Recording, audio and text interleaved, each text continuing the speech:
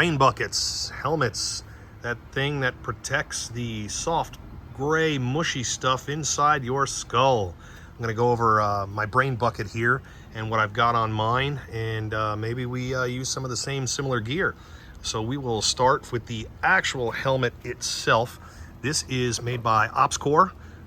It has pretty much become the standard for our troops, initially a lot with special operations, but now with your regular line troops. This one happens to be an extra large because I've got a really big fat brain, we'll say. The OpsCores are awesome. They're super high cut on the ear. They're not like the older Mitch helmets or PazJet helmets that our military used to have. They're super high cut, a real good degree of mobility, very lightweight, excellent protection. I've heard stories of guys getting direct hits from 7.62 rounds and walking away with nothing more than a bit of a bruise and a nasty headache for a few days. These helmets are awesome because on the inside they have a removable, let me get this guy out of our way here. They've got a removable padding system inside the helmet that allows you to add pads as you want, take pads out and place them where you want them, where they'll best work for you. Some people use a few, some people use a lot. I like to use a lot because it's nice, it's squishy, it's comfortable, and believe it or not, I know it's gross, they soak up a lot of sweat, and you're not gross dripping down your face out there. It has a chin strap, a 4-point chin strap system, basically, that comes through and your chin sits right in there, and it's got an awesome ratcheting system right here, which is basically these wires that you can pull this piece out, and if you can hear that clickety clack, it can be tightened down and cinched down for a better, tighter fit on your noggin. Flipping this guy back over, we will start from the front here. I've got a helmet cover over mine, which is a great idea because your brain buckets, while you're wearing them, believe it or not, they usually don't take much abuse. It's when you take them off and you're setting them down or they're being moved around, they can get scratched, they can get chipped, they can get dented. A helmet cover is a really great idea to put on there to protect the surface of your helmet. Helmets are tough, but they can still take a beating, and you definitely don't want that. I believe this is an old Team Wendy, older one. Again, this helmet's pretty old. It's been with me for a while. It's got Velcro attachments in various parts. Like here, I've got our Old Glory on there, which is also IR, infrared, used for IFF, identify friend or foe. Basically, with night vision goggles on, this will glow like a beautiful firework at night and lets the good guys know I'm the good guys, don't shoot in my direction. It's got a bungee system also up here if you want to attach different stuff to it, whether it's fringe or scrum for camouflage or different devices. Some of the stuff, one of the devices I have on the rear here, I'll turn it around. This is a strobe light. Again, used for IFF, identify friend or foe. This one is made by S&S Precision. It's called their Manta Strobe. It takes a single 123 battery on the inside. You can see there, it's pretty clear, it's cool. You can see the mechanism in there. Your activation buttons are on either side here and on the bottom down here like a little plunger. This has a constant on of red or green. It has a flashing red or green, and it also has an infrared setting. Again, at night with night vision, it shows up fantastically. It's a really, really bright strobe. I like it. It's small. It attaches via Velcro to the Velcro Mohawk here on the helmet cover.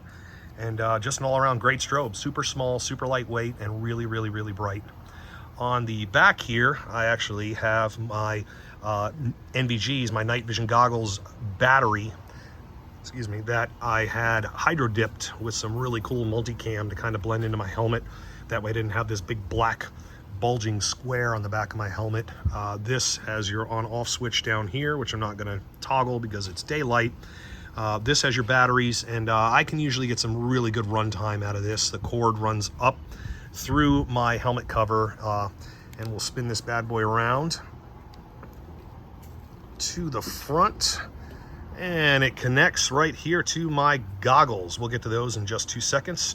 Most of the OpsCores come with a mount on the front of the helmet that fits a variety of night vision and thermal mounts. This one happens to be made by a company called Wilcox Industries. Super lightweight aluminum, and super strong. They come in that cool FDE, flat dark earth. You can tighten, loosen, flip the switch up top here to remove the entire bracket. You can tilt it down, tilt it up, depending on how you like your goggles. It's got 2 toggle switches here, which slide the goggles closer to your eyes, further from your eyes, depending on how you like it. And this is your push button switch right here, which will flip your goggles up and out of the way. I usually like mine staying in the down position, and I rotate them up out of the way of my eyes. When they are flipped up and out of the way, they tend to sit a good 6 to 8 inches off the top of my helmet, and that can be a pain in the butt when you're moving in a confined space. And the goggles are ridiculously stupid expensive, and you don't want to go banging around your expensive night vision unit while you're moving through a building. The goggles actually are made by a company called L3. L3 makes a lot of fantastic products.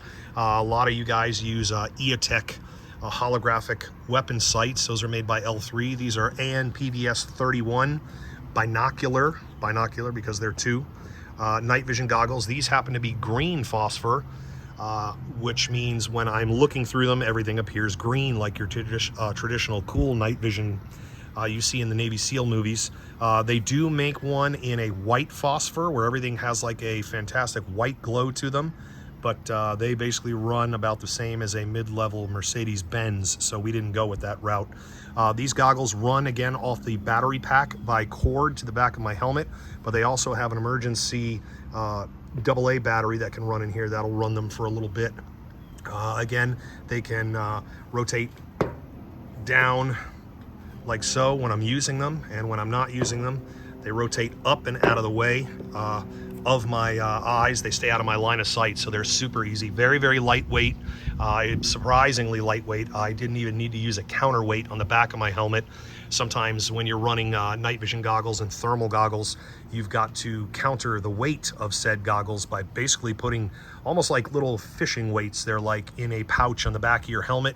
That adds weight. I got a big enough head. I got to tote around as it is.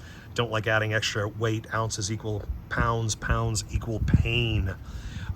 Goggles are held in place by these cool bungees, basically. So if there was some sort of issue where I banged my head or there was a failure of my Wilcox bracket, these guys would basically stay attached to my helmet, probably snap back, hit me in the head, and let me know that I lost my initial retention spot.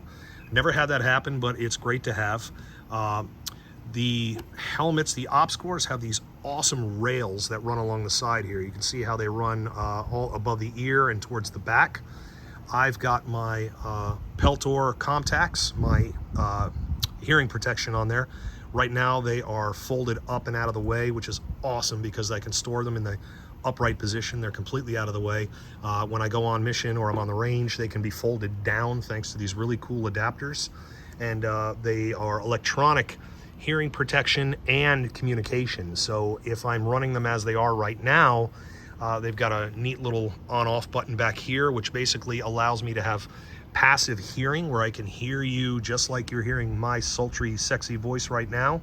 But then once sound hits a certain decibel, whether it's firing on the range or gaining entry into a building via explosive breach, or coming in on or off a helicopter, it will cut that noise down next to nothing.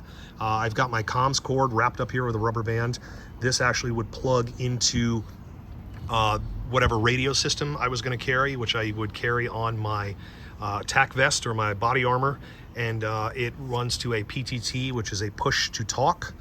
Here is the microphone boom right here that swings down in front of my luscious lips, and it runs up to an attachment on my webbing where I can basically push the button and speak into it. Now this is a single communications platform, meaning whatever radio it's plugged into, that's who I'm talking to. Some of the Peltors are dual comm. In other words, they've got the connectors on both sides of the muffs so that you can connect one to your team or your squad, your inner squad communication, your ICOM, or you can connect the other one to another radio where you're monitoring a separate frequency, whether you're talking to a assisting unit on mission, or air cover up above, or you can even connect into the internal communication system on a helicopter if you're inbound in transit. That's basically about it for my brain bucket. APAWS, again, night vision compatible, IFF, identify friend or foe. APAWS, blood type, again, I figure if I go down, unfortunately, one of the first things they're going to see is my head and my helmet and see that I'm A positive should I need some sort of transfusion. That's about it in a nutshell. So that's the brain bucket right there. Keeps my gray matter as safe as I can possibly get it, and gives me the advantage of having superhuman hearing and superhuman ability to see in the dark like a jungle cat. Hope you guys enjoyed the vid. Check us out next time for another gear drop here at the Ronin Training, and check us out at www.theronintraining.com for another gear drop video. See you guys next time. Catch you out on the range.